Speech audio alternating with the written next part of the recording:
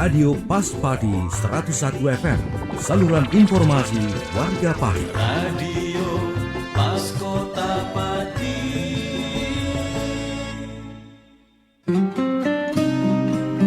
Mitra Pas, saatnya Anda ikuti kajian tafsir Ibnu Katsir bersama Ustadz Abdul Kholik Syafi'i MPD Al-Hafidh, pengasuh Pondok Pesantren Yambu'ul Ulum, Sukolilo Pati. Selamat mengikuti. Assalamualaikum warahmatullahi wabarakatuh. Makin pas, makin pasti, Pas FM pasti. Bismillahirrahmanirrahim. Mitra Pas FM yang dirahmati Allah, pertama-tama segala puja dan pujian adalah milik Allah Subhanahu wa Ta'ala. Dan bersyukur karena sore kali ini kita masih diberikan nikmat hidayah, masih diberikan kesehatan, kita bisa mengkaji kembali tentang tafsir Al-Quran Mitra Pas sore kali ini. Dan tentunya tak lupa juga salawat ma'asalam kepada Kanjeng Nabi Muhammad Sallallahu Alaihi Wasallam yang kita nantikan syafaatnya di hari kiamat nanti. Baik Mitra Pas FM yang dirahmati Allah, senang rasanya sore kali ini saya Arif Fanili bisa kembali hadir untuk Anda dalam program kajian yang bisa Anda simak. Insya Allah hadir setiap hari Rabu Mitra Pas. Ada program udara namanya adalah kajian kitab tafsir Ibnu Katsir. Dan kebetulan sore kali ini kita sudah sampai bahasan tentang surat Al-Qasas ayat 74. Nah tentunya nanti Anda bisa berdialog bersama narasumber. Anda bisa menggunakan beberapa media. Kalau pengguna telepon di 02953858877. WhatsApp Anda bisa kirim suara Anda atau voice note di 085-277-999-101 Mitra Pas. Kami juga ada fanpage ya, karena ada audio visual di sana yang bisa Anda simak Mitra Pas. Fanpage kami ada di Radio Pas FM Pati 2, ada podcast kami di sana. Anda bisa sebar linknya ke iwan Anda sehingga ketika acara ini selesai pun Anda bisa mengkaji ulang. Dan sudah rawuh di Studio 1 Radio Pas FM Pati narasumber kita untuk memberikan pencerahan. Beliau adalah Al-Ustadz Abdul Kholik Syafi'i MPD Al-Hafidh, pengasuh Pondok Pesantren Yambu'ul Ulum, Sukolilo, Dukuh Tambang Sari RT 6 RW 4 Pati. Assalamualaikum warahmatullahi wabarakatuh, Ustaz. Waalaikumsalam warahmatullahi wabarakatuh. Monggo, Ustaz. Assalamualaikum warahmatullahi wabarakatuh. Alhamdulillahilladzi hadana lihada wa ma kunna linahtadiya laula an hadanallah. Asyhadu an la ilaha illallah wahdahu la syarikalah wa asyhadu anna Muhammadan abduhu wa rasuluh. Allahumma fasalli wa sallim wa barik ala sayyidina wa maulana Muhammadin wa ala alihi wa sahbihi ajma'in. Subhanaka la ilma lana illa ma 'allamtana innaka antal alimul hakim. Wa tub alaina ya maulana innaka antat tawwabur rahim. Rabbi shrah li sadri wa yassir li amri wahlul 'uqdatam min lisani yafqahu qawli. Amin. Amma ba'd. Mitra Pas FM dimanapun Anda berada, semoga senantiasa sehat selalu dan dimudahkan segala urusannya. Dan juga kru Pas FM yang sore hari ini bertugas semuanya, terkhusus Pas Ari yang selalu setia mendampingi kegiatan kajian tafsir Ibnu Katsir. Semoga Allah meningkatkan keberkahannya kepada kita semua. Baiklah Mitra Pas FM dimanapun Anda berada, kita lanjutkan kajian kita tafsir Ibnu Katsir surah Al-Qasas ayat ke-76 74 maksud saya. A'udzu billahi minasy syaithanir rajim. Bismillahirrahmanirrahim. Wa yawma yunadihim fayaqulu ayna syurakaiya alladhina kuntum taz'umun. Wa naza'na min kulli ummatin shahidan faqulna hatu burhanakum fa'alimu anna al-haqqa lillahi wa dhalla anhum ma kanu yaftarun. Wa hadha aidan nidaan sanin ala sabil at-tawbikh wa taqdi liman abada ma'allah ilahan akhar. Bahwa ayat ini adalah panggilan yang kedua, panggilan taubih, panggilan untuk mencela kepada siapa saja yang menyembah kepada selain Allah. Yunadihim ar-Rabbu ta'ala ala ru'usil asyhad. Allah kelak di yaumul akhirat memanggil para penyembah-penyembah selain Allah. Aina syuraka'i alladzina kuntum tas'umun ay fi dari dunya. Mana Tuhan-Tuhan yang dulu kalian sembah? Apakah hari ini bisa menyelamatkanmu? Apakah hari ini bisa memberikan manfaat kepadamu? Aina syuraka'i alladzina kuntum tas'umun. Mana sekutu-sekutu bagiku yang dulu kalian katakan sebagai Tuhan? Wa naza'na min kulli ummatin syahida. Kemudian didatanglah setiap umat ini seorang saksi. Qala Mujahid, yakni rasulan. Imam Mujahid menyatakan yang dimaksud syahidan adalah seorang utusan. Faqulna hatu burhanakum.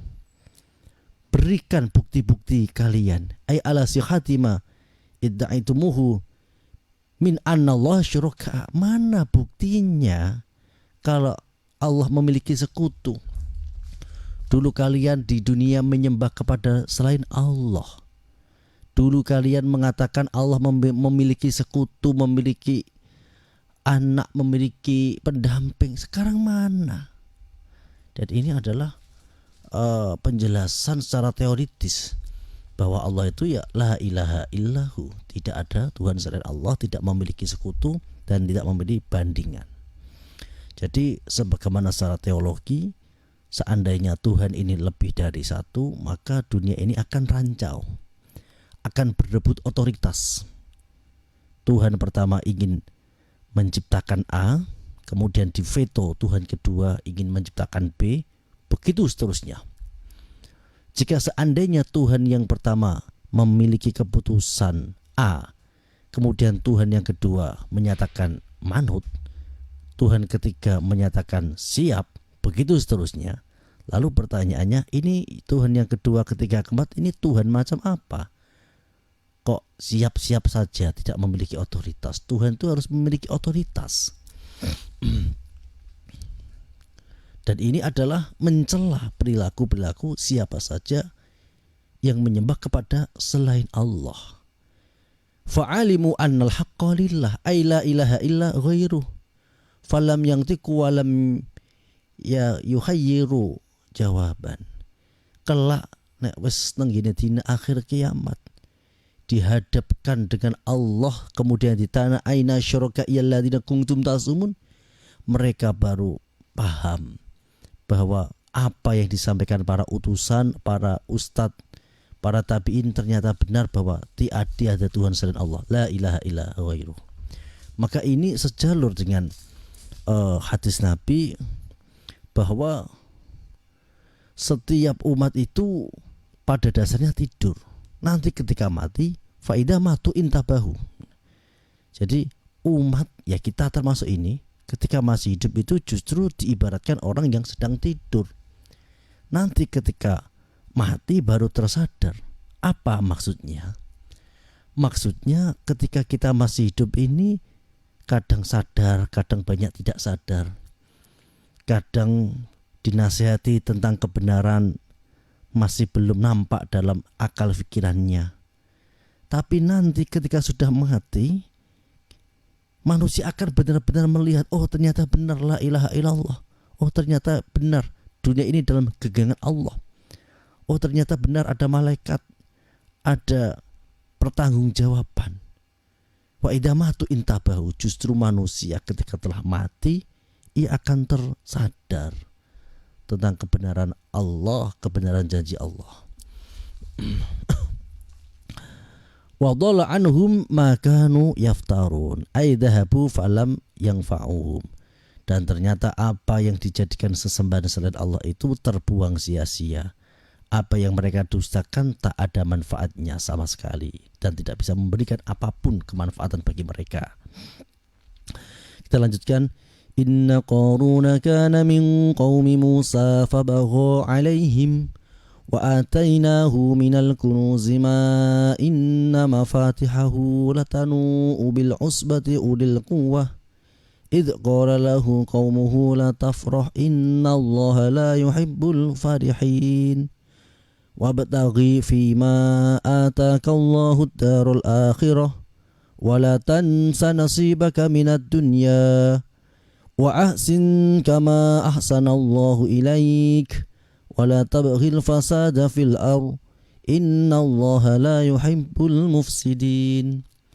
قال الأخمس عن المنحال بن عمر عن سعيد بن جبير عن ابن عباس قال Inna Qaruna kana min qaumi Musa. Saat temani Qarun itu bagian dari umat Nabi Musa. Qala ibnu ammi. Jadi Qarun ini adalah putra dari pamannya Nabi Musa. Jadi ya sepupu. Wa kada qala Ibrahim an-Nakhai. Ini sebagaimana pendapatnya Ibrahim an-Nakhai. Lah jalurnya begini. Qala Ibnu Judes Huwa Qarun bin Yushab bin Qahis. Qarun ini putra dari Yushab, putra dari Qahis. Wa Musa bin Imran bin Qahis. Jadi muaranya kakeknya sama Qahis. Wa atainahu minal kunuzi. Qarun ini diberikan Allah harta banyak. Al-amwal ya maksudnya. Ma inna mafatihahu latanu'u bil usbah ulil quwah. Jadi kunci-kunci gudang perbendaharaan hartanya Qarun ini banyak sekali sehingga tidak mampu dipikul hanya satu orang yang kuat. Liyasqala hamlaha al fa'amu minan nasi likasratiha. Karena saking banyaknya kunci-kunci tersebut terasa sangat berat untuk dibawa beberapa orang. Jadi untuk membawa kunci gudang-gudangnya Fir'aun ini diperlukan alat-alat, keledai, kuda dan sebagainya. Qal al-Aghmas an Khaisamah kanat mafatihu kunuzi Qarun min juludin kullu miftahin mislul asabi. Jadi perbendaharaan gudang-gudangnya Qarun ini memiliki satu kunci yang sebesar jari ya. Dan saking banyaknya ini nggak mampu dibawa oleh beberapa orang. Terus kunci-kuncinya ini disimpan di dalam peti. Faidah rokibah hamalat ala sitina bigholan. Wow. Ketika Qarun ini pergi, kunci-kunci ini kemudian ditaruh di peti dan dibawa oleh sitina bigholan. 60 bighol yang terdapat tanda putih pada kepalanya. Artinya bighol-bighol yang membawa kuncinya si Qarun ini berjumlah 60 dan kemudian kepala dari bighol ini dikasih tanda putih. Idh qala lahu qaumuhu la tafrah innallaha la yuhibbul farihin. Ay wa'adahu fima huwa fihi salihun qaumuhu faqalu ala sabilin nusqi wal irsyad la tafrah bima anta fihi ya'nuna la tabdil bima anta fihi minal mal. Kemudian ada orang ahli nasihat dari kaumnya Qarun yang kemudian menasihati Qarun agar jangan terlalu sombong, terlalu membangga-banggakan diri, karena perilaku yang seperti ini tidak disenangi oleh Allah Subhanahu wa taala. Innallaha la yuhibbul farihin. Qala Ibnu Abbas yakni al-murahin wa qala Mujahid yakni al-asyarin al-badrin alladzina yashkuruna Allah ala ma atahum. Jadi perilaku menyombongkan diri, tidak mau bersyukur, memiliki sifat ujub ya, dalam perspektif tasawuf. Ujub itu artinya merasa hebat, merasa takjub dengan kekuatan yang ada pada dirinya, melupakan campur tangan Allah. Ini bahaya sekali. Jadi Qarun awal mula ia ini menjadi lalai itu karena ujub.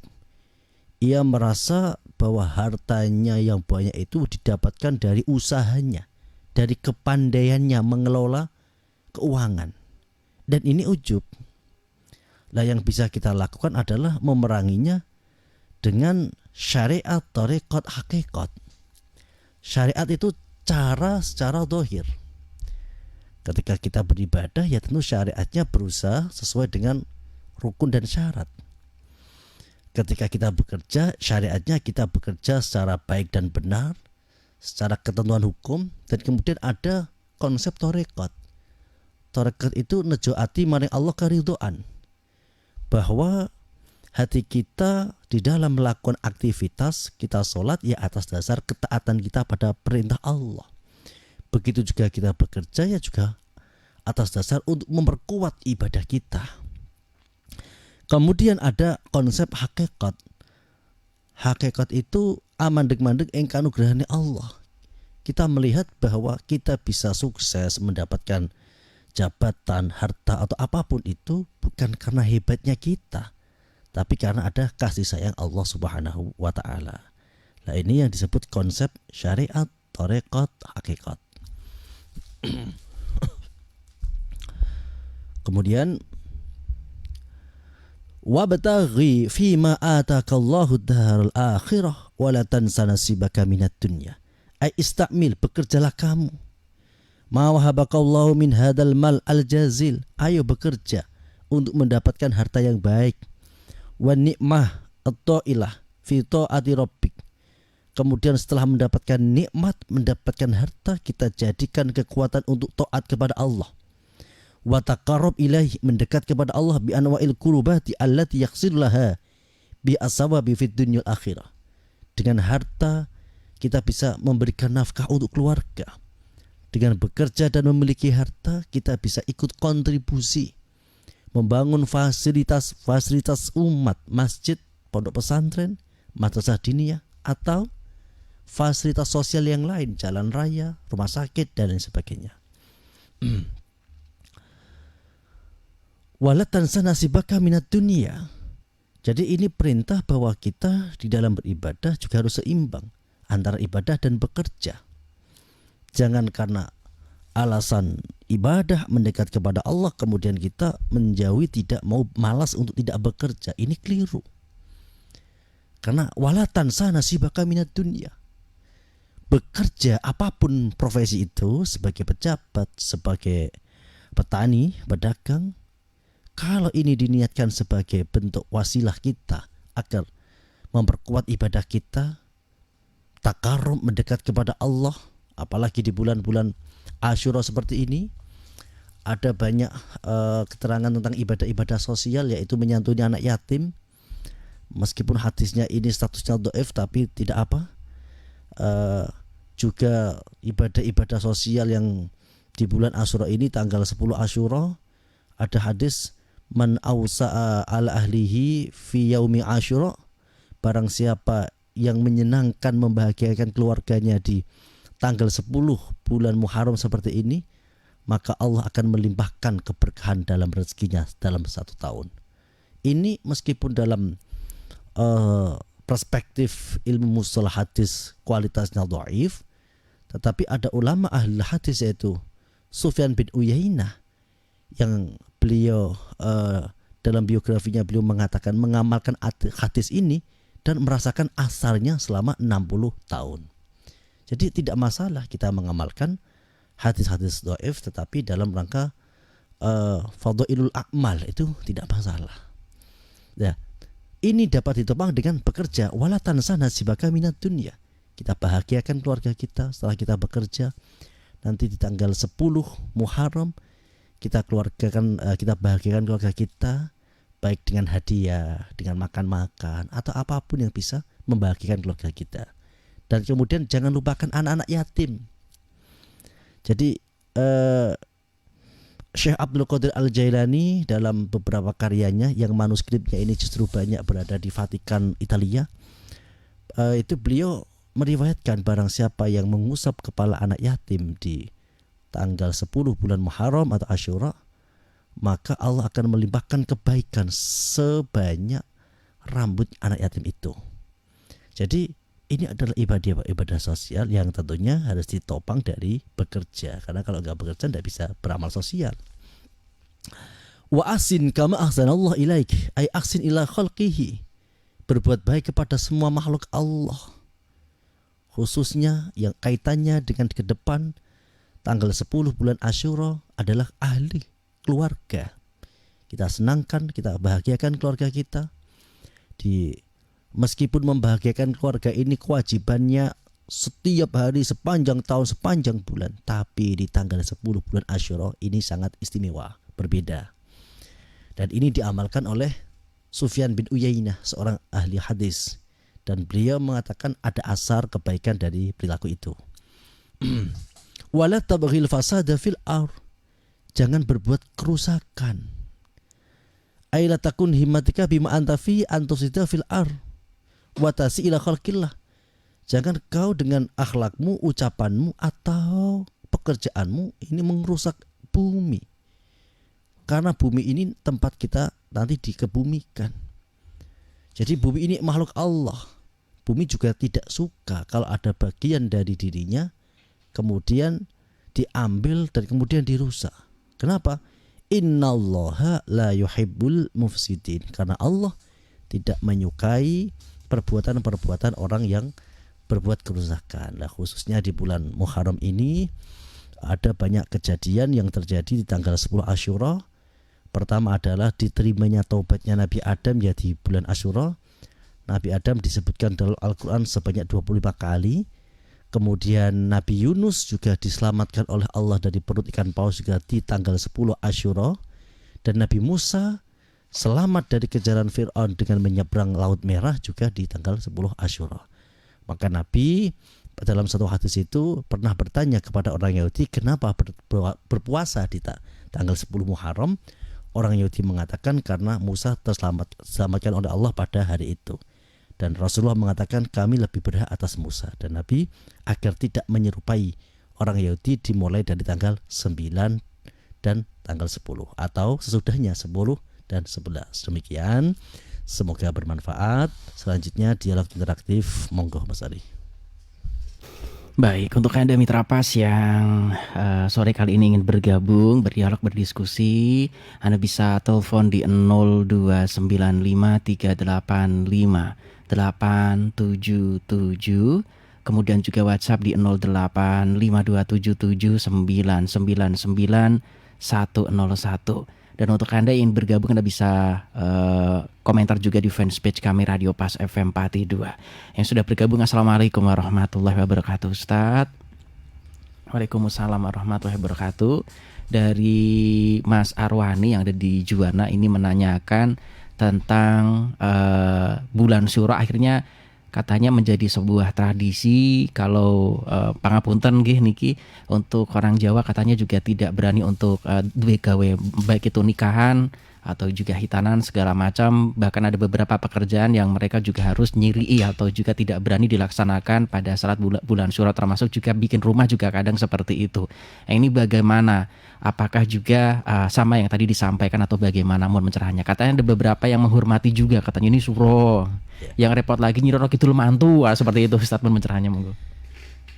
Jika meyakini itu dengan hakikat bahwa barang siapa yang kemudian memiliki hajat di bulan Syuro benar-benar mempunyai hakikat yang absolut, itu keliru.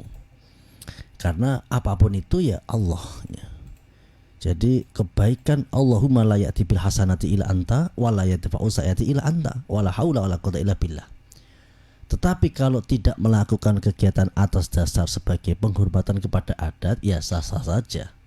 Al-adat muhakkamah. Jadi ada beberapa hukum yang hukum syariat, hukum syarat, hukum syarak maksudnya, hukum akal yaitu teologi dan hukum adat. Jadi kalau sebagai penghormatan ya, tidak melakukan ya karena kita mungkin menghormati karena ini adalah asyhurul hurum sebagai adat kita, ya sah-sah saja. Tapi kalau kemudian terlalu dikait-kaitkan dengan hal-hal yang nanti kemudian memiliki dampak yang di luar kuasa Allah sehingga kemudian memastikan kalau begini kemudian begitu, itu tentu tidak tepat yang seperti itu. Demikian Ustaz. Baik, untuk Anda mitra pas yang ingin bergabung, Anda bisa telepon di 385877, kemudian WhatsApp di 0852779999101. Dan yang sudah bergabung kembali, Assalamualaikum warahmatullahi wabarakatuh Ustadz.